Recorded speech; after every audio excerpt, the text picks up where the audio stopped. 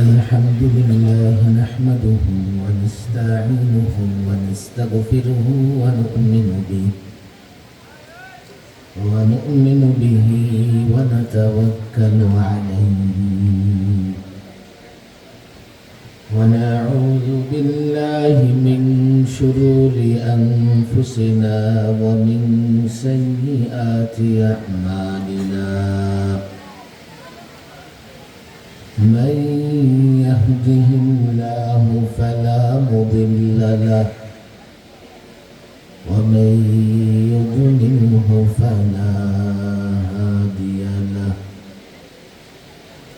ونشهد أن لا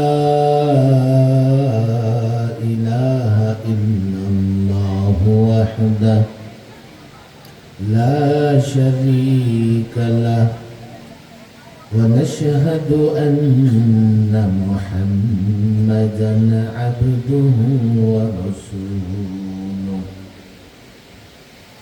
أما بعد فأعوذ بالله من الشيطان الرجيم بسم الله الرحمن الرحيم وما أرسلناك إلا رحمة للعالمين صدق الله مولانا العظيم أهل السنة والجماعة বানসারামপুর উপজেলার উত্তরাঞ্চলে ওলামা পরিষদ সম্ভবত আহলে সুন্নাহ ওয়াল জামাতের উদ্যোগে আয়োজনে বানসারামপুর উপজেলার উত্তরাঞ্চলে ওলামা পরিষদ দুজনে মিলেই আহলে সুন্নাহ ওয়াল জামাত এবং এই বানসারামপুর উপজেলার উত্তরাঞ্চলে সোনারামপুর বাজার, মনে হয় আমি গতবার আসছিলাম। এই মাঠে বৃষ্টির পরে না, আজকেও কিন্তু বৃষ্টি হয়েছে, এদিকে হয় নাই। বানসারামপুর ঢুকেও তো দেখলাম বৃষ্টি হয়েছে। বানসারামপুরের ওদিকে বৃষ্টি, এদিকে বৃষ্টি নেই। মাসা আমিও সেই সকাল থেকে প্রোগ্রাম করতেছি। সকালে উঠে জাতীয় ঐকমত্য কমিশন ফরেন সার্ভিস একাডেমিতে সব 30টা রাজনৈতিক দল মিলে সংস্কার কাজ করতেছে, রাষ্ট্র সংস্কার, রাষ্ট্র মেরামত। আমিও তাদের একজন। সকাল থেকে প্রায় দুপুরের পরে আবার ঢাকার গ্রিন রোড, ওখানে একটা সিরাত সম্মেলন ছিল। ওখান থেকে আসরের আগে বয়ান করে আসরের পরে পুরস্কার দিয়ে বের হয়ে দাউদকান্দি মার্কাজ মসজিদে বয়ানের ইচ্ছা ছিল না। মাগরিবের পরে লোকেরা জোর করে মসজিদের মিম্বরে বসাই দিল। সেখানেও মাশাআল্লাহ আপনারা এখানে যত লোক আছেন এর চেয়ে কম হবে না, অনেক লোকজন। আস্তে আস্তে হোমনা মার্কাজের কাছে আসার পরে মনে হলো এখানে একটু নাম, হাতে সময় নেই। এই মাহফিল থেকে তাড়াহুড়া করতেছে যে মাওলানা রিফাতুল আজহারী সাহেব জ্যামের কারণে আসতে পারবে না, তাড়াতাড়ি না গেলে লোকদের কষ্ট হবে। তাহলে একজন মানুষ সকাল থেকে ঠিক এই পর্যন্ত টানা কিন্তু কথাই বলতেছে। ফরেন সার্ভিস একাডেমিতে রাষ্ট্র সংস্কার নিয়ে কথা বললাম, এরপরে সিরাত সম্মেলন, এরপরে দাউদকান্দির মার্কাজ, এরপরে আপনাদের সামনে। যথেষ্ট ক্লান্ত আমি। গতবার যখন আসছিলাম তখন অসুস্থই ছিলাম। গতবারে অসুস্থতা ভিন্ন কারণে ছিল, কারণ জেল থেকে মাত্র কিছুদিন আগে বের হয়ে আসছিল। আসলে জেলখানায় যে কষ্ট লম্বা সময় থাকার কারণে হয়েছে, এই কষ্টটা এখনো দূর হয়নি। বয়স বাড়তে থাকলে মানুষের এমনিতেই তো শারীরিক জটিলতা দেখা দেয়। খুব বেশি বয়স না, তারপরে 50-এর কাছাকাছি। তারপরে কিচ্ছু ছিল না, তিনবার জেলে যাবার কারণে আমার বয়সটা নিজের কাছে বেশি মনে হয়। আমি অনুরোধ করব, হয়তোবা আমার পরে আর কেউ নাই, বাজারে আমি হাজার হাজার ছাত্র জনতা দেখে আসছি। আমার মাইকের আওয়াজ যদি এই বাজারে যায়, আমার অনুরোধ, একজনও এই বাজারে থাকতে পারবেন না। দুইটা অপশন, হয়তো মাহফিলে আসবেন, না হলে বাড়ি যাবেন। বাজারে ঘোরাফেরা করা যাবে না। মাহফিলের আয়োজন যেখানে হয় ওখানে শয়তানও থাকে, আশেপাশে ঘোরাঘুরি করতে থাকে। লোকেরা লড়াই করে মাহফিলে আসে, কিন্তু শয়তানকে পরাজিত করে মাহফিলে এসে বসতে পারে না, দোকানপাটে ঘুরে বেড়ায়। আমি মাদ্রাসার তালিবুল ইলম, একজন ওই গেটে থাকতে পারবে না, সব এদিকে আসো। মাদ্রাসার ছাত্র, আমার ছাত্র ভাইয়েরা, তোমাদের যাদের দেখে আসছি ঘুরতেছো, আমার চোখের সামনে ঘুরতে পারবে না, আসো। হ্যাঁ, স্বেচ্ছাসেবকদের দাওয়াত দিয়ে নিয়ে আসেন, আবার আমার মতো ধমক দিয়ে না, ঝগড়া লেগে যাবে। বাঞ্ছারাপুর হোমনার কাছে হলেও ব্রাহ্মণবাড়ির কিছু স্বভাব তো আছে, আছে না নাই? কিছু হলেই তো লাঠি একটা নিয়ে দেয়, দৌড়। 2-4 মিনিটে দোকানপাট ভাঙ্গা। আমি খুব বেশি দিন আগে না, কিছুদিন আগে মনে হয় আসলে গেছি প্রোগ্রামে, একটা বাজার দিয়ে ঢুকছি, দেখি বাজারের সব দোকান ভাঙা, একটারও শাটার নেই, সব ভাঙে ভিতরে ঢুকে ফেলছে। বললাম ঘটনা কি, এদের ঘূর্ণিঝড় হয়েছে নাকি? হ্যাঁ, ঘূর্ণিঝড় হয়েছে, তো মানুষ সৃষ্টি করছে। আসে এই এলাকায় আসে, হোমনাতেও যে নাই এমন না, একটু কম হয়। তবে আবার এদিকে ওদিকে, নদীর ওই পারে রায়পুর, আপনারা রায়পুর পাশাপাশি না, কাছাকাছি তো নাকি? ওদিকেও মোটামুটি আসে। ওরা মনে হয় আপনাদের একটু অভ্যাস পেয়েছে, ওরা ওস্তাদ, আপনারা সাথে বলতেছে ওরা ওস্তাদ। ওরা আবার হাজার হাজার নেমে যায়, মাইক দিয়ে ডাক দিয়ে নেমে যায়। মাশাআল্লাহ, চলে আসছে যে দেখি সবাই। আমরা এখানে মাদ্রাসার ছাত্র কারা কারা আছে, হাতে একটু কষ্ট করে। মাশাআল্লাহ, অনেক ছাত্র দেখি, হাত নামানো। স্কুল কলেজের ছাত্র কারা কারা আছে? মাশাআল্লাহ, স্কুল কলেজের অনেক ছেলে আছে দেখি। সাধারণ যুবক, পড়াশোনা করে না, চাকরি বাকরি করে, তোমরা কারা আছো দেখি তো? মাশাআল্লাহ, অনেকেই তো আছে। সাধারণত বাঞ্ছারামপুরের মাহফিল তো রাত 12টা পর্যন্ত চলে, চলে কি চলে না? আজকে কতক্ষণ চললে আপনারা সবাই থাকবেন? মাশাআল্লাহ, ফজরও আছে, আমি জানি আপনারা থাকবেন। যে এলাকার মানুষদের জিদ বেশি, জিদ একবার উঠে গেলে থামি নেই, কথা ঠিক না বেঠিক? এই জিদ উঠানো যাবে না। অলরেডি আমার রাতে আরেকটা প্রোগ্রাম আছে, আরো একটা প্রোগ্রাম কোথায়? ঢাকা একটা সব গুজারি আছে, সেখানে গিয়ে তাহাজ্জুদের আগে বয়ান করা লাগে মাদ্রাসায়, এবং ছেলেদের নিয়ে আল্লাহর কাছে একটু দোয়া কান্নাকাটি করা লাগে। সাধারণত এমন আমি রাখি না, কিন্তু আমিও কিছু মাদ্রাসার সঙ্গে জড়িত, ওখানে ছেলেদের নিয়ে কিছু বয়ান টয়ান করি। যাই হোক, আহলুস সুন্নাহ ওয়াল জামাআহ সিরাতুন নবী মহাসম্মেলনের আয়োজন করেছে।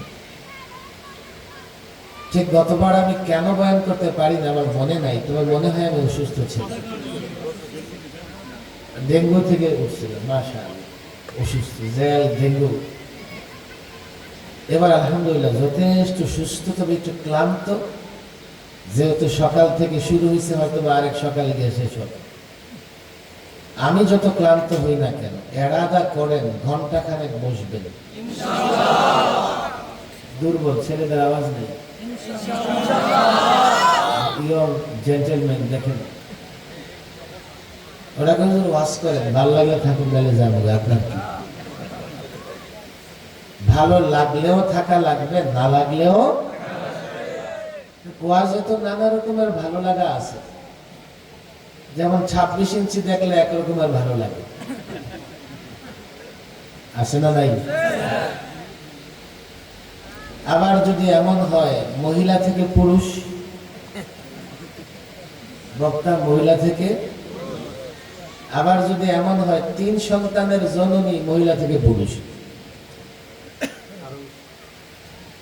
এখন ছেলেরা পাগল হয়ে যায়, এটা কিভাবে সম্ভব? 3 সন্তান জন্ম দিয়ে পুরুষ হয়ে গেছে। নানা রকমের ওয়াজে মজা আছে, সেই মজা না হলেও থাকবো তো ইনশাআল্লাহ। সিরাতুন নবী সাল্লাল্লাহু আলাইহি ওয়াসাল্লাম। সিরাত মানে, বলেন সিরাত মানে কি? সিরাত মানে জীবন চরিত। সিরাত মানে কি? রাসূল সাল্লাল্লাহু আলাইহি সাল্লামের একটা জীবনী আছে না নাই? আরেকটা আছে আমার মিলাদ, মিলাদুন নবী। মিলাদ শব্দের অর্থ জন্ম। রাসূল মুহাম্মদ সাল্লাল্লাহু আলাইহি সাল্লামের জন্মের ঘটনা কোরআন সুন্নাহয় আছে না নাই? প্রথম কথা হলো মিলাদুন নবী আলোচনা করা, এটাও সওয়াবের কাজ। সিরাতুন নবী আলোচনা করা, এটাও সওয়াবের কাজ। কথা ঠিক না বেঠিক? মুহাম্মদ সাল্লাল্লাহু আলাইহি সাল্লামের জীবনের যে কোনো দিক আপনি আলোচনা করবেন, সেটাই আমার আপনার জন্য সওয়াবের কাজ। তাহলে মিলাদুন নবী, সিরাতুন নবী মারামারি করার দরকার আছে না? এত আসতে না বলে ইচ্ছা আছে? দরকার আছে নাকি? আরো জোরে বলেন, দরকার আছে? আমরা তো করি না। মিলাদুন নবী ওরা পড়ে। মিলাদুন নবীর ভাইরা যদি থাকেন আপনারাও শোনেন। রাসূল মুহাম্মদ সাল্লাল্লাহু আলাইহি ওয়াসাল্লামের মিলাদ, তার জন্ম নিয়ে আলোচনা করা, সেটাও সওয়াবের কাজ। তাহলে যদি আপনারা বাধা দেন কেন? আপনারা আমাদেরকে বেদাতি বলেন কেন? আপনাদের আমাদের সঙ্গে বিরোধ কেন? আপনারা কিয়াম করেন না কেন? আপনারা আজান দিয়ে হাত উঠান না কেন? বিরোধ করেন কেন? ঝামেলা করেন কেন? যদি দুইটাই সওয়াবের হয় চলেন, আপনারাও মিলাদ পড়েন, আমরাও মিলাদ পড়ি। ভাই, মিলাদের আলোচনা সওয়াবের কাজ। মিলাদ আবার পড়ে কেন? আমাকে বুঝাও। আমি যুবকদের বলি, এই জন্য আমি দেখলাম যে যুবকরা কারা আসো এখানে। রাসূল মুহাম্মদ সাল্লাল্লাহু আলাইহি সাল্লামের জন্ম, তার জন্মের আগের ঘটনা, পরের ঘটনা, জন্মকালীন ঘটনাগুলো আলোচনা করলে সওয়াব হবে। কথা ঠিক না বেঠিক? হ্যাঁ, দুরূদ শরীফ পড়ো, বলো যে দুরূদ শরীফ পড়ি। দুরূদ শরীফ পড়া, সেটাও সওয়াবের কাজ। কথা ঠিক না বেঠিক? জন্ম পড়ে না, হ্যাঁ, জন্ম সংক্রান্ত কিতাব, তাহলে বলো যে আমরা জন্ম সংক্রান্ত কিতাব পড়ি। মিলাদ পড়ে কেমন? এখন তো শিক্ষিত সমাজ তোমরা। মিলাদ পড়ে না, বলো যে দুরূদ শরীফ পড়ি। মিলাদ সংক্রান্ত আলোচনা করি, সেটা যদি বিশুদ্ধ আলোচনা হয়, হাদিস থেকে প্রমাণিত হয়, সেটা সওয়াব হবে, কোনো সন্দেহ নাই। কোন আলেম তার বিরোধিতা করতে পারবে না। কথা ঠিক না বেঠিক? আমরা বাধা দেই কোথায় তোমাদের, সেটাও বুঝো।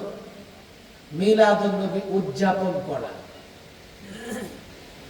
ইসলামে কারো জন্মদিন উদযাপন করা যায় না। যদি রাসূল সাল্লাল্লাহু আলাইহি সাল্লামের জন্মদিনকে উদযাপন করার মতো কোনো বিষয় হতো, রাসূল মুহাম্মদ সাল্লাল্লাহু আলাইহি সাল্লামকে সবচাইতে বেশি মহব্বত করতেন সাহাবায়ে কেরাম।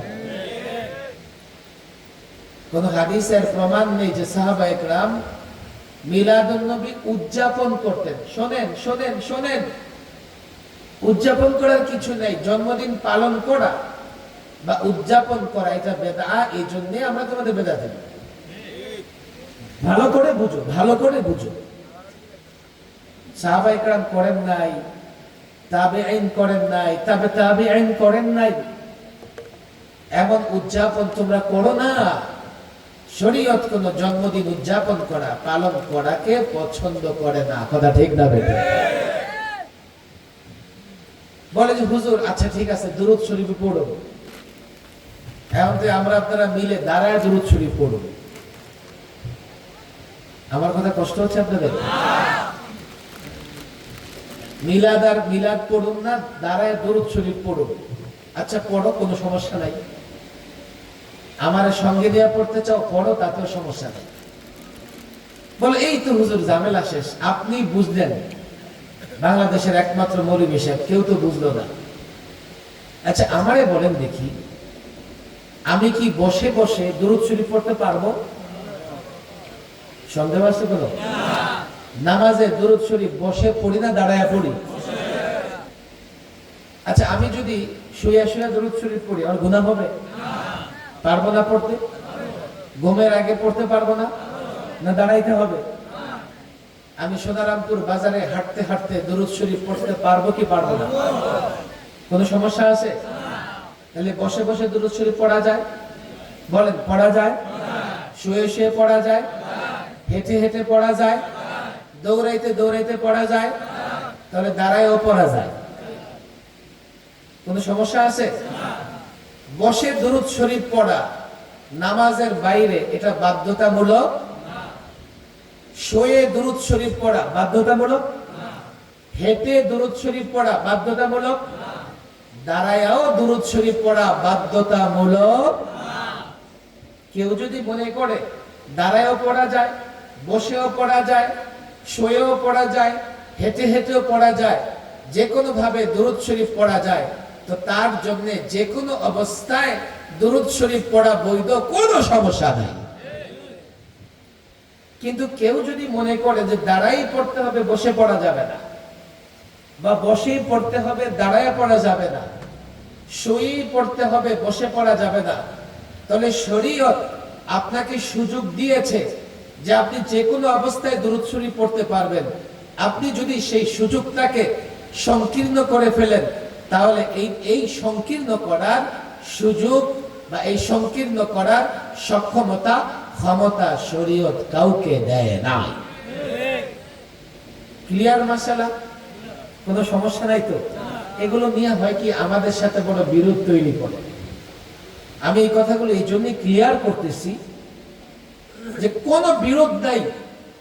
আমি তো মনে করি রাসূল মুহাম্মদ সাল্লাল্লাহু আলাইহি সাল্লামকে যারা অনুসরণ করতে চায়, যারা আল্লাহর নবীর আশিক, যারা আল্লাহর নবীকে মহব্বত করে, যারা আল্লাহর নবীর সুন্নাহ অনুসরণ করে, যারা আল্লাহর নবীর প্রেমে আসক্ত, তাদের সঙ্গে আমাদের কোনো বিরোধ নাই। আমি তো তাদের বলি, আমিও আল্লাহর নবীকে মহব্বত করি, আল্লাহর নবীকে ভালোবাসি, তোমার সঙ্গে কেন বিরোধ থাকবে? চলো একসঙ্গে চলি, একসঙ্গে ময়দানে নামি, একসঙ্গে সংগ্রাম করি।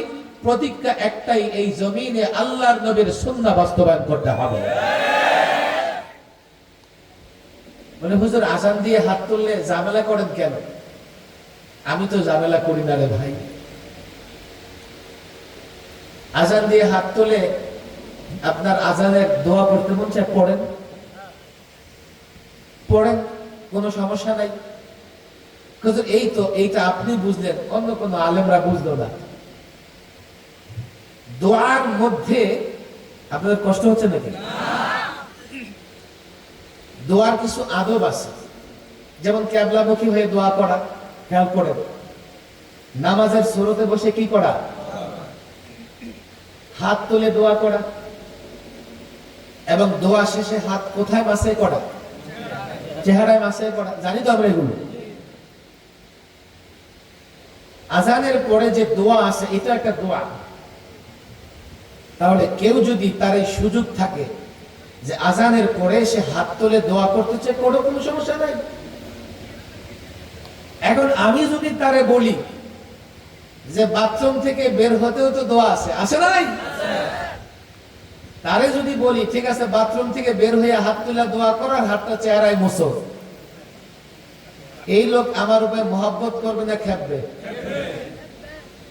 বলি বাথরুমের হাত আমি চেহারায় মুছবো, তখনই ঝগড়া হবে।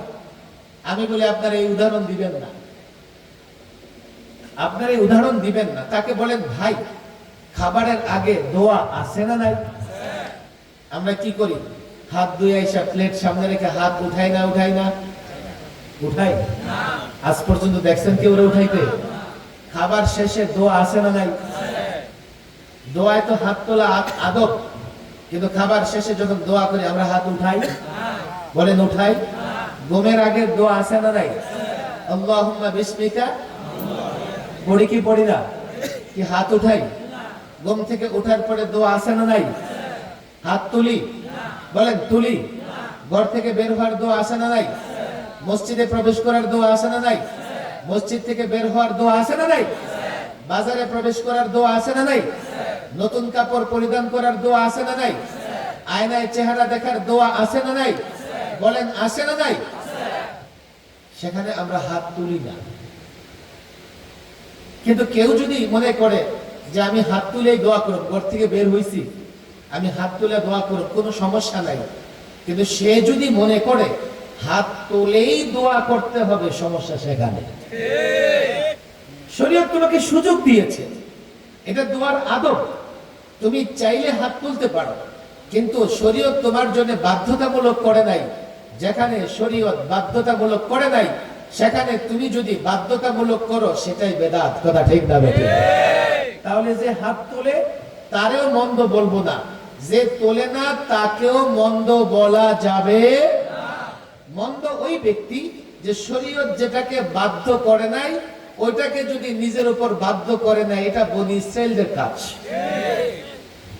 দিনকে কঠিন করে ফেলা। দিন তোমাকে সুযোগ দিয়েছে, তুমি তো এভাবে করলেও পারো, ওভাবে করলেও পারো। সেখানে দিনের একটা বিষয়কে নিজের উপর বাধ্যতামূলক করে নেওয়া, এটা কখনোই বুদ্ধিমানের কাজ হতে পারে না। আমি এই সোনারামপুরের মানুষদের উদাত্ত আহ্বান জানাবো, কোনো মারামারি নেই, কাটাকাটি নেই।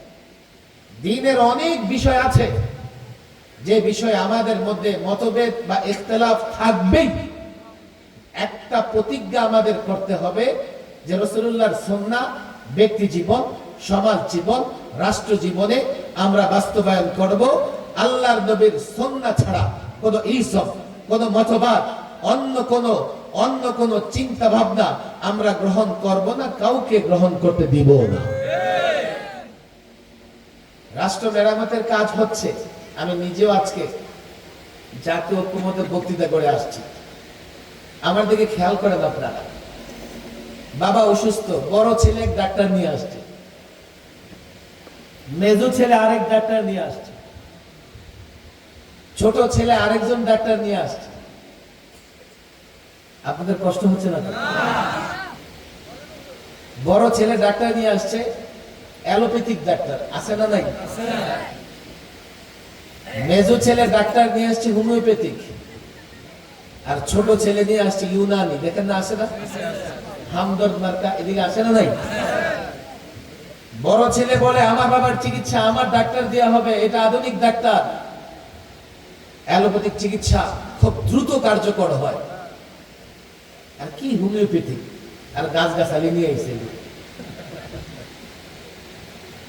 মেজো ছেলে বলেন না, চিকিৎসা এ আমার ডাক্তার করবে। তো কেন? হোমিওপ্যাথিতে কোনো রিঅ্যাকশন নাই, সাইড এফেক্ট নাই। রোগ ভালো হতে একটু সময় লাগে বটে, তবে অ্যালোপ্যাথিকে যেমন সাইড এফেক্ট আছে হোমিওপ্যাথিকে নাই। চিকিৎসা হবে আমার ডাক্তার দিয়া। এখন যে বোনাজি ডাক্তার দিয়ে আসছে, এই বেটা সব চিকিৎসার আসল চিকিৎসা এটা, গাছগাছালি থেকে সব হয়। চিকিৎসা হবে আমার ডাক্তার দিয়ে, ঝগড়া করতেছে। এখন সবাই তো বাবার সন্তান, বাবা পড়ে গেছে মুসিবতে। বাবার সমস্যা কি? কোন ডাক্তার দিয়ে চিকিৎসা করলে বাবার রোগ ভালো হবে, কোন ডাক্তার দিয়ে বাবার ট্রিটমেন্ট করলে বাবা দ্রুত সুস্থ হবে, ছেলেদের মাথায় জ্ঞান বুদ্ধি নাই, রোগটা কি এটা চিহ্নিত করে নাই।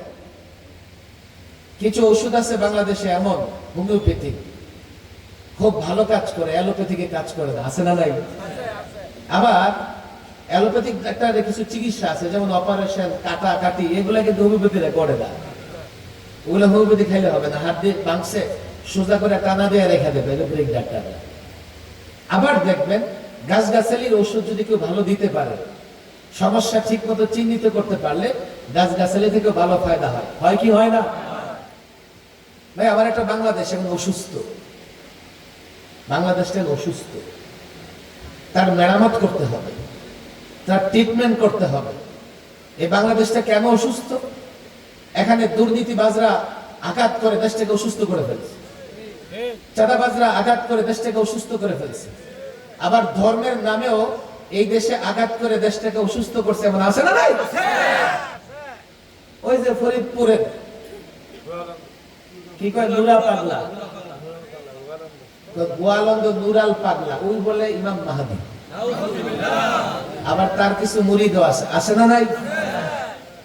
আবার মুরিদরা মরার পরে তার ওসিয়ত অনুযায়ী কাবার আদলে একটা ঘর বানাইছে, ওটার মধ্যে তারা কি করছে? দাফন করছে। ধর্মের নামে এই মানুষদেরকে গোমরা করছে নুরাল পাগলা, কথা ঠিক না বেঠিক? আমার যুব সমাজকে অসুস্থ করে ফেলছে, আমার ব্যবসায়ীরা অসুস্থ হয়ে আছে, ঠিক মতো ব্যবসা করতে পারে না, আমার ডাক্তার, চিকিৎসক, ইঞ্জিনিয়ার সব জায়গায় ঝামেলা। দেশটার চিকিৎসা করা, মেরামত করা, সংস্কার করার দরকার আছে না? একজন ডাক্তার নিয়ে আসছে আমেরিকা থেকে, আধুনিক চিকিৎসক, আমেরিকার ফর্মুলা দিয়ে কি করো? চিকিৎসা করো, রাষ্ট্র উন্নত হবে। আবার কেউ নিয়ে আসছে আকুপাংচার টাইপের চায়না থেকে, না চায়নার ডাক্তার দিয়ে চিকিৎসা করো। কেউ বলে না ভারতের ডাক্তার দিয়ে চিকিৎসা করো। আসলে আমার দেশের সমস্যাটা, আমার দেশে এখন ওই সমস্যা ১৫০০ বছর আগে আইয়ামে জাহিলিয়াতে অন্ধকার যুগে যেই সমস্যা ছিল, আমার দেশে এখন সেই সমস্যা, কথা ঠিক না বেঠি? আইয়ামে জাহিলিয়াত আমরা বলি এটাকে অন্ধকার যুগ। আসলে আইয়াম মানে যোগ বা দিন, জাহিলিয়াত মানে অজ্ঞতা, মূর্খতা। তো আইয়ামে জাহিলিয়াত মানে অজ্ঞতার যুগ। আমরা অন্ধকার যুগ কেন বলি? জ্ঞানহীন মানুষ অন্ধের মতো, কথা ঠিক না বেঠিক? তাহলে যে অজ্ঞ, তাকে আমাদের এই সমাজে তার পরিচয় হয় অন্ধের মতো, কথা ঠিক না বেঠিক বলেন? আইয়ামে জাহিলিয়াতে লোকদের জ্ঞান ছিল না, খেয়াল করেন, তাদের অর্থনীতি ভালো ছিল না, বিচার ব্যবস্থা ভালো ছিল না, রাষ্ট্র ব্যবস্থা ভালো ছিল না, ওরা জানতো না। যেমন একজন ব্যক্তির যদি জ্ঞান না থাকে, চর্মচক্ষু আছে, জ্ঞান নাই, দোকানে গিয়ে দেখবে একটা জাপানি, একটা চায়না, চায়নাটা দেখতে সুন্দর চকচকে, জাপানিটা একটু দেখতে মন্দ, কিন্তু আসল জাপানিটা, কথা ঠিক না বেঠিক? তার যদি চক্ষু আছে, জ্ঞান নাই, তাহলে কোনটা আসল কোনটা নকল সে চিনতে পারবে না। তখনই তারা বলা হয় চোখ তো আছে, অন্ধ, দেখে কিনতে পারলি না কোনটা আসল কোনটা নকল। জ্ঞানহীন মানুষ অন্ধের মতো। তখনকার অন্ধকার যুগে অন্ধকার ছিল, সূর্য উঠতো না এমন না, মানুষ জ্ঞানহীন ছিল, মানুষ বুঝতো না যে কোন রাস্তায় হাঁটলে আমার অর্থনীতি ভালো হবে, কোন রাস্তায় হাঁটলে বিচারে ন্যায় বিচার প্রতিষ্ঠা হবে, কোন রাস্তায় হাঁটলে রাষ্ট্র ভালো চলবে, মানুষ জানতো না। না জানার কারণে সেই যুগটা হয়ে গেছে আইয়ামে জাহেলিয়াত, অজ্ঞতার যুগ, মূর্খতার যুগ, অন্ধকার যুগ। বাংলাদেশে বর্তমানে সমস্যাও তাই, বাংলাদেশিরা জানে না, দোকানদার জানে না ব্যবসা কেমনে করা লাগবে, আমার যুবক রাজনীতি করে সেও জানে না রাজনীতি কেমনে করা লাগবে, বিচার ব্যবস্থার বিচারকরা জানে না কিভাবে বিচার করলে রাষ্ট্রে ন্যায় বিচার প্রতিষ্ঠা হবে। আছে শিক্ষা, আছে চোখ, কিন্তু অজ্ঞতা, আছে শিক্ষা, আছে চোখ, কিন্তু মূর্খতা। অন্ধকার যুগের চাইতে এই যুগ কোনোভাবেই কম না। তাহলে রাষ্ট্র সংস্কার করতে হলে, মেরামত করতে হলে ১৫০০ বছর আগে আইয়ামে জাহিলিয়াত সংস্কার করা হয়েছে। রাসূলুল্লাহর আদর্শ দ্বারা আমি মনে করি ইউরোপ, আমেরিকা, ভারত, চায়না কোন ডাক্তার দিয়ে বাংলাদেশ মেরামত হবে না, বাংলাদেশ সংস্কার হবে না, বাংলাদেশের ট্রিটমেন্ট হবে না। মদিনাওয়ালার আদর্শ ছাড়া এদেশের মানুষের ভাগ্যের পরিবর্তন আসবে না। মদিনাওয়ালা কি পরিবর্তন করছে আমার দিকে খেয়াল করেন আপনারা। প্রথম কাজ হচ্ছে আল্লাহমুখী জবাবদিহিতা। আমরা যত কাজ করি দেখেন কে? আল্লাহ। কোনো সন্দেহ আছে? দেখেন কে? বলেন মুখ খুলে কে? রাতের অন্ধকারে করলে কে দেখে? বদ্ধরুমে করলে কে দেখে? ক্ষমতাশীল অন্যায় করলে কে দেখে? দুর্বল অন্যায় করলে কে দেখে? মানুষ যদি এটা মনে করে সবকিছু আল্লাহ দেখে, দুদক লাগবে না, দুদক ছাড়াই দুর্নীতি বন্ধ হয়ে যাবে। আর যদি মানুষ আল্লাহর ভয় না থাকে তো দুদকের কর্মকর্তারা মনে করবে আরে লোকেরা দুর্নীতি করলে আমরা ধরবো, আমরা দুর্নীতি করলে কেউ ধরার নাই, ইচ্ছা মতো দুর্নীতি করো। দুদকে সর্ষের মধ্যে ভূত আছে না ভাই? আল্লাহমুখী জবাবদিহিতা। ১৫০০ বছর আগে রাসূল মুহাম্মদ সাল্লাল্লাহু আলাইহি সাল্লাম যে কাজটা করতে সক্ষম হয়েছিলেন, একদল এমন মানুষ তৈরি করেছিলেন যারা আল্লাহর ভয়ে সমস্ত অবৈধ কাজ থেকে বিরত থাকতো, আল্লাহর ভয়ে তার নির্দেশ মেনে চলতো। আমি তো পরিষ্কার বলি, বাংলাদেশের এই যে সমস্যাগুলো দূর করতে হলে আল্লাহর ভয় লাগবে। আর আল্লাহর ভয় আছে রাসূলুল্লাহর শিক্ষায়, রাসূলুল্লাহর আদর্শে। আমি এলাকার যুবকদের বলি, দেখো তোমরা অনেক নেতার বক্তৃতা শোনো, অনেক লেকচারারের লেকচার শোনো, অনেক টকশোবিদের টকশো শোনো, আমি তোমাদের মন সন্তুষ্ট করতে পারবো না। আমি তো গ্যারান্টি দিয়ে যাই, আমার দেশের যুবক অনেক শ্রম দেয়, আমার দেশের দোকানদার অনেক শ্রম দেয়, রাজনীতিবিদ অনেক শ্রম দেয়, আমার দেশের চাকরিজীবীরা অনেক শ্রম দেয়। দেশ উন্নত হয় না, তার ব্যক্তি জীবন উন্নতি হয় না। এর একটাই কারণ, যতটা দেশে দুর্নীতি হয়, এদেশ থেকে দুর্নীতি বন্ধ না হলে দেশ কখনো উন্নত হবে না। আর দুর্নীতি বন্ধ করতে হলে রাসূলুল্লাহর আদর্শের কোনো বিকল্প নাই। এখন তো একদল দাঁড়ায় যাবে, সাগর সাহেব আপনি মৌলবাদী, আপনি সাম্প্রদায়িক। আমার টেলিভিশনে অনেক এইসব প্রশ্ন করছে, আপনারা খালি ইসলাম করেন, রাসূলুল্লাহর আদর্শ করেন, তো হিন্দুরা কি দেশে থাকবে না? বৌদ্ধরা কি থাকবে না? খ্রিস্টানরা কি থাকবে না? ইহুদিরা কি থাকবে না? আমি বললাম সবাই থাকবে, এবং সবাই এখন যতটা ভালো আছে, আল্লাহর নবীর আদর্শ এবং ইসলাম প্রতিষ্ঠিত হলে এখনকার চাইতে তখন ভালো থাকবে। আমি গ্যারান্টি দিয়ে বলতে পারি, এটা সবাই থাকবে। আমি আল্লাহর নবীর আদর্শ ইসলাম প্রতিষ্ঠা করলে কাউকে দেশ ছাড়তে হবে না, কাউকে দেশ ছাড়তে হবে না, ভালো থাকবে, ভালো থাকবে। বলেছে কিভাবে ভালো থাকবে?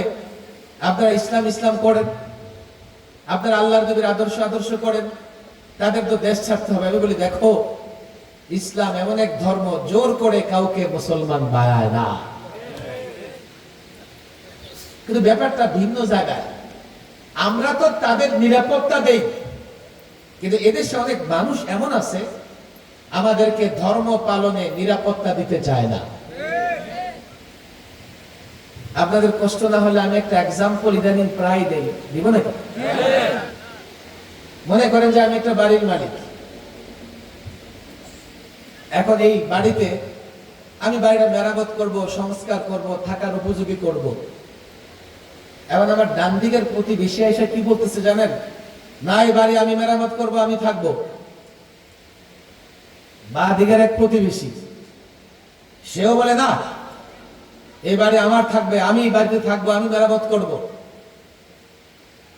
লেফটিস্ট আর রাইটিস্ট আমার বাড়ি নিয়ে ঝগড়া করতেছে। বাড়ি আমার, রাইটিস্ট বলে এখানে সে তার চিন্তা দিয়ে সংস্কার করবে, লেফটিস্ট বলে সে তার চিন্তা দিয়ে আমার বাড়ি মেরামত করবে। আর আমি দাঁড়ায় তামাশা দেখতেছি। এই অবস্থা আমাদের, এই অবস্থা টুপি দাড়িওয়ালাদের, এই অবস্থা আলেমদের, এই অবস্থা মাদ্রাসার ছাত্রদের, দেশটার মালিকানা আপনাদের, টুপি দাড়িওয়ালাদের। এই দেশের দলিল আপনাদের নামে 47-এ দলিল করে দেওয়া হয়েছে। শুধু 71-এর কথা বলবেন না, 47-এর কথা বলেন। 71 যদি আপনার বাবার পরিচয় হয়, 47 আপনার দাদার পরিচয়। শুধু বাবার পরিচয় দিলে নিজে জারজ হবেন না, কিন্তু দাদার পরিচয় না দিলে বাবাকে জারজ হওয়া থেকে বাঁচাতে পারবেন না। বলবেন যে মানির মান আল্লাহই রাখে, বাবার এত 10টা জুতা দিছে, আমার কিছুই করেনি। 47 আমার দাদা, দাদার আমল, 71 আমার বাবার আমল, আর 24 আমি নিজে। 24 আমার, 24 আমার। আমি 24-কেও ভুলতে পারবো না, 71-কেও ভুলতে পারবো না, 47-এ ভুলতে পারবো না। আর এই দেশের মালিকানা আমি দলিল সূত্রে পেয়েছি 47-এ। সবাই হয়তো জমি জমার বিষয় বুঝে না, আমিও একটা বেশি বুঝি না। আছে না কি যে বলে এসে, আছে না সিএস এসএ, তারপরে কি জানো, কারো শুধু বিএস আছে, সিএস নাই। আগের দলিলগুলোতে ঝামেলা আছে, মালিক হবে। আমি প্রথম মালিক হয়েছি 47-এ, 71 আমি দখল নিছি, আর 24-এ আমার জায়গা অন্য কেউ দখলে নিছে, আমি পুনরুদ্ধার করছি। 47-এ অস্বীকার করলে আমার মালিকানা থাকবে না। আমি 47-এ এই ভূখণ্ডের মালিক হয়েছি কিভাবে, ভালো করে বুঝেন। দ্বিজাতি তত্ত্বের ভিত্তিতে ইংরেজদের হাত থেকে হিন্দুস্তান এবং পাকিস্তান নামের দুটো রাষ্ট্র হয়েছে। পুরা ভারতবর্ষে একটা রাষ্ট্র ছিল। আমরা মুসলমানেরা, আলেম ওলামারা, শিক্ষিত মুসলমানেরা, তারা ইংরেজদের বলেছে আমরা মুসলমানদের জন্য আলাদা ভূখণ্ড চাই। আমরা মুসলমানদের জন্য আলাদা ভূখণ্ড চাই কেন? সেখানে যাতে মুসলমানেরা নিরাপদে তারা তাদের ধর্ম কর্ম পালন করতে পারে, কোরআন সুন্নাহ অনুযায়ী জীবন যাপন করতে পারে। তাহলে ইংরেজ থেকে এই ভারত স্বাধীন হয়ে আমাদের নামে এই ভূখণ্ড হয়েছে মুসলমানদের নামে, যাতে এই ভূখণ্ডে মুসলমানেরা কোরআন সুন্নাহ অনুযায়ী জীবন যাপন করতে পারে। 47-এ মালিক হয়েছি, লক্ষ্য ছিল এই ভূখণ্ডে কোরআন সুন্নাহ প্রতিষ্ঠা করব। শোনেন, বুঝবার চেষ্টা করেন, আমি মিথ্যে বলি না। ইতিহাস আপনি দেখেন, আপনি ইতিহাসের বই পুস্তক ঘাটেন, আপনি উইকিপিডিয়া দেখেন, সার্চ করেন। কোন শিক্ষিত যুবক থাকলে আমি তোমাকে চ্যালেঞ্জ করি, তুমি দেখো, ইতিহাস জানবার চেষ্টা করো। তোমরা ইতিহাস জানো না বলে আমাদের পরিচয় তোমরা জানো না। আমরা যে আলাদা ভূখণ্ড পেয়েছি 47-এ, এটা কেউ আমাদের উপর দয়া করে দেয় নাই, কেউ আমাদের উপর করুণা করে দেয় নাই। আমরা 200 বছর ইংরেজদের বিরুদ্ধে লড়াই করেছি। 20,000 আলেমকে ফাঁসির কাস্টে ঝুলতে হয়েছে। দিল্লির জামে মসজিদে সকাল বিকাল আলেমদের ধরে ফাঁসি দেওয়া হয়েছে। ইংরেজ ঐতিহাসিক চঞ্চল লিখেছেন, ইংরেজ ঐতিহাসিক, আমি রাতের তাঁবুতে ফিরে গিয়ে মানুষ পোড়ার গন্ধ পাই। আমি তাঁবু থেকে বের হয়ে দেখি আমার তাঁবুর পেছনে আলেমদেরকে উলঙ্গ করে আগুনে পোড়ানো হচ্ছে, আরো 20 জনকে উলঙ্গ করে দাঁড় করিয়ে রাখা হয়েছে। ইংরেজ বলতেছে, এ আলেম, তোমরা আমাদের পক্ষে ফতোয়া দাও, আমাদের পক্ষে বলো, তোমাদের মুক্ত করে দেওয়া হবে। ইংরেজ ঐতিহাসিক চমচম সে তার রবের, সে তার গডের নামে কসম করে বলে 20 জন আলেম চোখে দেখতেছে, আরো 20 জনকে আগুনে পোড়ানো হচ্ছে। চোখে দেখেও এই 20 জন আলেম ইংরেজদের পক্ষে কথা বলে নাই। 20,000 আলেম রক্ত দিয়েছে, ফাঁসিতে ঝুলেছে। দিল্লির টাংরুপ থেকে শুরু করে খাইবার পর্যন্ত রাস্তার দুই পাশে এমন কোন গাছ ছিল না যেখানে আলেমকে ফাঁসি দেওয়া হয় নাই। আলেমের রক্তের উপরে নির্ভর করে, তাওহীদি জনতার রক্তের উপরে নির্ভর করে 47-এ এই ভূখণ্ড যখন স্বাধীন হয়, আমরা আলাদা ভূখণ্ড এই জন্যই কায়েম করেছি। এই ভূখণ্ডে ইসলাম হবে, কোরআন হবে, সুন্নাহ হবে। আমি দলিল সূত্রে এই ভূখণ্ডের মালিক, আমি মুসলমান, আমি দলিল সূত্রে এই ভূখণ্ডের মালিক। আমার টার্গেট, আমি ইসলাম কায়েম করব। যারা বলে 71 ইসলাম মানা যাবে না, যারা বলে 24 ইসলাম মানা যাবে না, ইসলাম পালনে, ইসলাম প্রতিষ্ঠায়, আল্লাহর নবীর সুন্নাহ প্রতিষ্ঠায় যে বাধা দেবে, যে বাধা হবে, সে গাদ্দার, দেশের গাদ্দার, ইসলামের গাদ্দার। আল্লাহর কসম সেই ভূখণ্ডে বসবাস করতে পারবে না।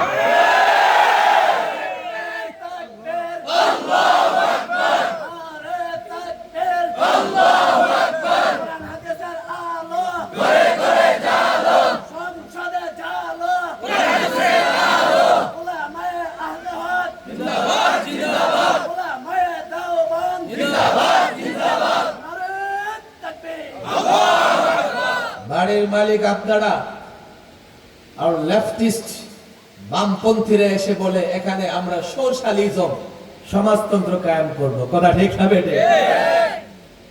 পৌত্তলিকদের অনুসারী যারা, তারা পার্শ্ববর্তী রাষ্ট্র থেকে সেকুলারিজম ধর্ম নিরপেক্ষতা নিয়ে আসতে চায়।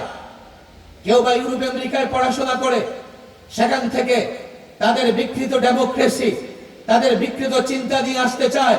আর আমরা দাঁড়িয়ে আছি, আমরা দর্শকের ভূমিকা পালন করতেছি। অথচ এই ভূখণ্ড আমার। এ মুসলমান যুবক, তোমার দল ভিন্ন হতে পারে, তোমার নাম ভিন্ন হতে পারে, তুমি যে চিন্তাই করো করতে পারো, এটা তো চিন্তা করো এই ভূখণ্ড তোমার। ইসলামের জন্য ভূখণ্ড পেয়েছো, বিশ্বাস হয় না? ইসলামের জন্য ভূখণ্ড পেয়েছো, বিশ্বাস হয় না? যুক্তি দরকার, আমাকে তুমি বুঝাও, আমাকে বুঝাও। পাকিস্তানের দুই অংশের সঙ্গে ব্যবধান 2000 কিলোমিটার। অনেকে বলতে চায় যে ভাষার কারণে আমরা এই ভূখণ্ড পেয়েছি। আচ্ছা, পশ্চিম পাকিস্তানের ভাষা কি? আমাদের ভাষা কি?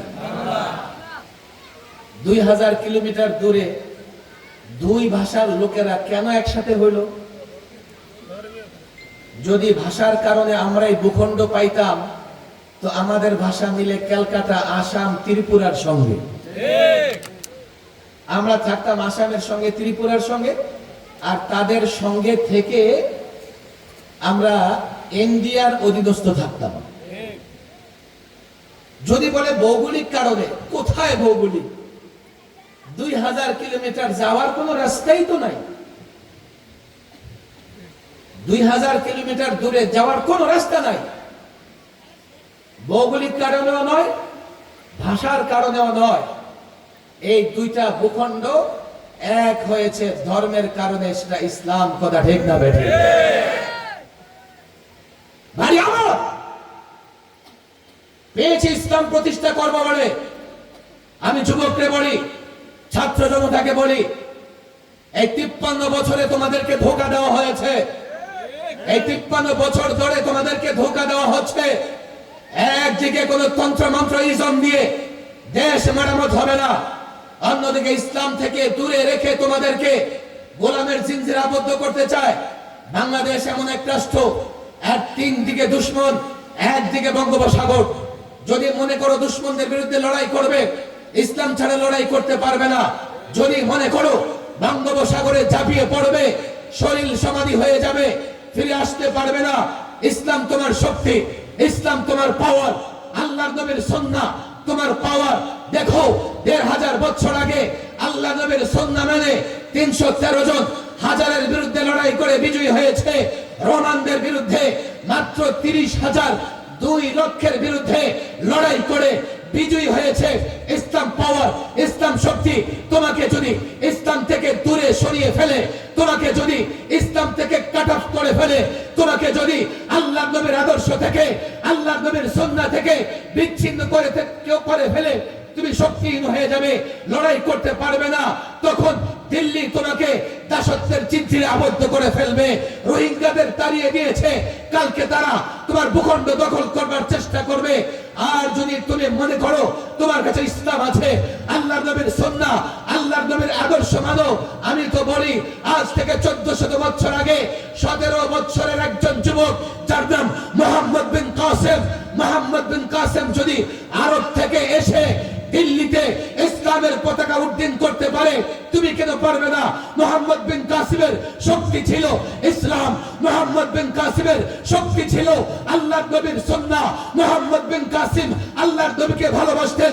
এই বাংলাদেশের যুবক, মাদ্রাসার ছাত্র, আলেম ওলামা, আজ যদি আল্লাহর নবীর সুন্নাহ ধরতে পারো, আজ যদি আল্লাহর নবীর আদর্শ ধরতে পারো, পশ্চিমা আদর্শ, পশ্চিমা ডিভিশন সরে ফেলতে পারো, পরিষ্কার বলে দাও, দিল্লিকে বলে দাও, ওয়াশিংটনকে বলে দাও, পিন্ডিকে বলে দাও, বেইজিংকে বলে দাও, আমরা আল্লাহর নবীর আদর্শের গোলাম, আমরা আল্লাহর নবীর সুন্নাহ মানি।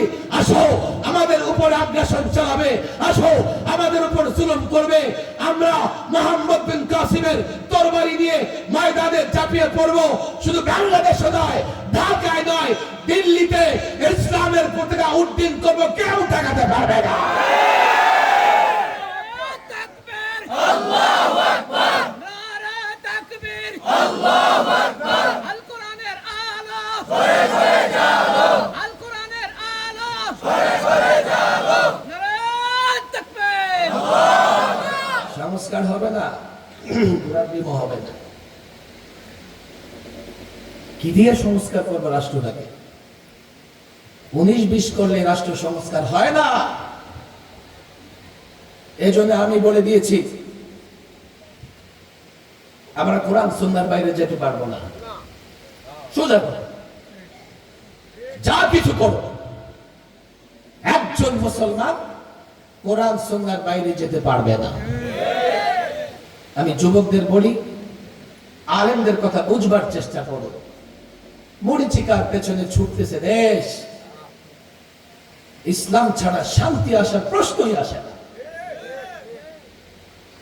কোরআন সুন্নাহর বিধি বিধান অনুযায়ী যদি নিজেরা চলতে পারি, রাষ্ট্রকে চালাতে পারি, ইনশাআল্লাহ আমরা ধীরে ধীরে, অনেকে এটা মনে করে হুজুর এত ইসলাম ইসলাম করেন, আমরা তো গরিব হয়ে যাব। আসে না অনেকে যে ইসলাম মানলে তো আমরা কি হয়ে যাব? কে বলছে ইসলাম মানলে গরিব হবে? আল্লাহ নিজেই শিখাই দিছে, রব্বানা আতিনা ফিদ দুনিয়া হাসানা। আল্লাহ দুনিয়াতে কল্যাণ দাও, আগে দুনিয়ার কল্যাণ দাও। অফিল আখিরাতি হাসানা, এরপরে আখিরাতের কল্যাণ। কে বলেছে? তাহলে ইসলাম মানে গরিব কেন হইবা? কে বলেছে গরিব হয়ে যাবে ইসলাম মানে? ইসলামের বরকতে আরবরা ধনী, কথা ঠিক না বেঠিক? ওলামা ইকরাম এখানে আছেন, হযরত আবু হুরায়রা রেশমি রুমাল দিয়ে নাক সাফ করতেছে। কি দিয়া? আর বলতেছে, আবু হুরায়রা রেশমি রুমাল দিয়ে নাক সাফ করো, তুমি তো ওই আবু হুরায়রা যে ক্ষুধার যন্ত্রণায় মসজিদে নববীর বারান্দায় পড়ে থাকতা। লোকেরা মনে করতো যে মৃগী রোগ হয়েছে। সেই আবু হুরায়রা রেশমি রুমাল দিয়ে নাক সাফ করতেছে ইসলামের বরকতে, কথা ঠিক না বেঠিক? দলিত গরিব তো হবেনই না, ইসলামের বরকতে আল্লাহ তাবারক ওয়া তাআলা আমাদের ধনী বানায়া দিবেন।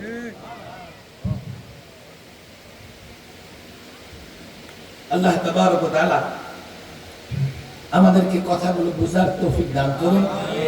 আমি আহলুস সুন্নাহ ওয়াল জামাত আলেমদের বলবো, দেখেন আমি কিছু কথা বললাম আর কি, এই অঞ্চলের কারোর সঙ্গে আপনাদের বিরোধ থাকবে না।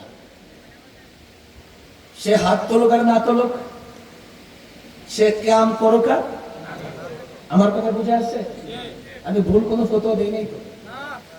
যাই করুক না কেন, আপনাদের কাজ হচ্ছে এই অঞ্চলের প্রত্যেকটা ঘরে ঘরে আল্লাহর নবী মুহাম্মদ সাল্লাল্লাহু আলাইহি ওয়াসাল্লামের আদর্শ পৌঁছায় দিবেন, কোরআন শিক্ষা দেবেন। বিরোধের জায়গা আমি পছন্দ করি না, মারামারি নয়। যারা আমাদের ভাইয়েরা কিয়াম করেন, আজান দিয়ে হাত তোলেন, ঠিক আছে ভাই, তুমিও রাসূলুল্লাহকে মানো, আমিও মানি, চলো দেখি রাসূল কিভাবে জীবন যাপন করতে বলেছেন। আমরা হাদিস দেখে দেখে সেইভাবে জীবন যাপন করব। এই বলে এই আহলে সুন্নাহ ওয়াল জামাত, আপনারা এই এলাকা উত্তরাঞ্চল বাঞ্ছারামপুর বলতে একটা মাহফিল করে বসে থাকবেন না।